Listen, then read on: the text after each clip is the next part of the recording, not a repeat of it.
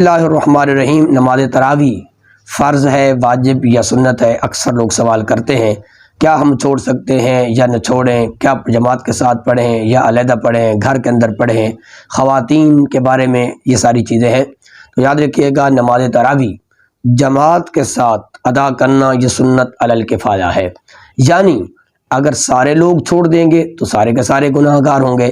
سنت علی الکفایہ کا مطلب یہ ہے کہ اگر چند آدمی محلے کے ادا کر دیں گے تو سب کی طرف سے وہ ادا ہو جائے گی، ان سے مواخذہ نہیں ہوگا جماعت کے ساتھ۔ علامہ ابن عابدین شامی علیہ رحمہ فرماتے ہیں کہ اپنی اصل کے اعتبار سے نماز تراویح ہر شخص کے لیے سنت مؤکدہ ہے، لہذا عذر کے بغیر کسی آدمی نے کے لیے اس کا چھوڑنا جائز نہیں، آدمی مرد ہو چاہے وہ عورت ہو۔ جماعت کے ساتھ یہ سنت علی الکفایہ ہے اور ہر آدمی کے لیے الگ الگ یہ سنت مؤکدہ ہے، یعنی بغیر عذر کے نماز تراویح کو چھوڑا نہیں جا سکتا۔